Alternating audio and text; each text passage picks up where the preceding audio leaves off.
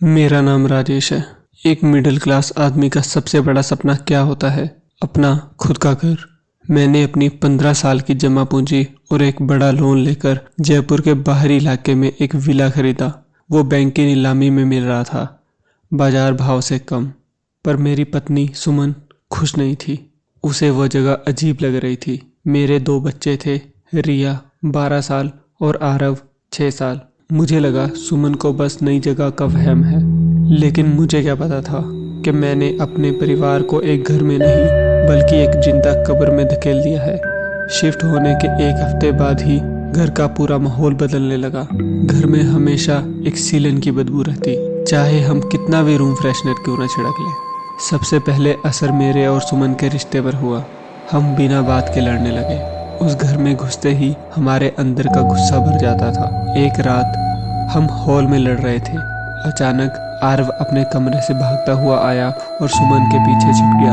उसने कांपते हुए कहा, पापा प्लीज चिल्लाओ मत। जब आप चिल्लाते हो तो छत के कोने में बैठी वो आंटी बहुत जोर से हंसती है।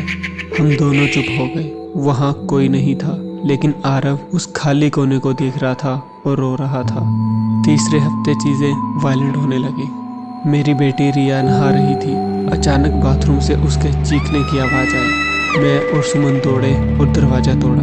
रिया कोने में दुबकी हुई थी और उसकी आंखें फटी हुई थी। उसने बताया कि जब वो शीशे में देख रही थी तो शीशे में उसकी रिफ्लेक्शन ने अपने दोनों हाथों से रिया का गला पकड़ लिया। रिया के गले पर नीले उंगलियों के निशान छपे हुए थे। वो कोई वहम नहीं था, वो निशान बिल्कुल असली थे।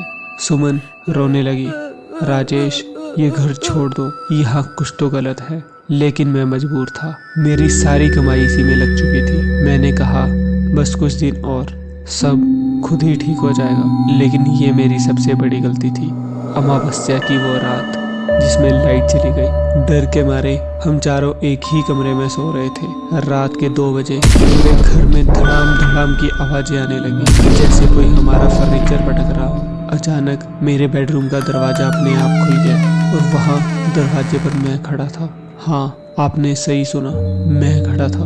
वो चीज बिल्कुल मेरी तरह दिखाई दे रही थी, बस उसकी आंखें नहीं थी, सिर्फ 2 काले गड्ढे थे और वो एक बड़ा सा हथौड़ा अपने हाथ में लिए खड़ा था। बिस्तर पर लेटी सुमन ने मेरी तरफ देखा और फिर दरवाजे पे खड़े उस नकली राजेश की तरफ देखा। वो समझ नहीं पा रही थी कि उसका असली पति कौन है। वो नकली मैं धीरे धीरे बिस्तर की तरफ बढ़ा और बोला, EMI नहीं भरी, अब जान भरनी पड़ेगी। वो चीज हम पर हमला करने वाली थी। तभी सुमन ने हिम्मत दिखाई। उसने पास रखा तांबे का लोटा उस चीज पर दे मारा। लोटा उस चीज के आर पार निकल गया। उस पल घर का भ्रम टूट गया। दीवारों से खून जैसा गाढ़ा पानी रिसने लगा। फर्श पर हजारों काले कीड़े रेंगने लगे। मैंने अपने बच्चों को गोद में उठाया और सुमन का हाथ पकड़ा। भागो, मैं चिल्लाया। हम मेन डोर की तरफ भागे, लेकिन रास्ता लंबा होता जा रहा था। कॉरिडोर खत्म ही नहीं हो रहा था। पीछे से वो आया और उसके साथ कई और परछाइयां हमारा पीछा कर रही थी। वो हमारे कानों में फुसफुसा रहे थे, तुम यहीं रहोगे हमारे साथ हमेशा। हमने दरवाजे का लॉक तोड़ा और बाहर लॉन में गिर पड़े।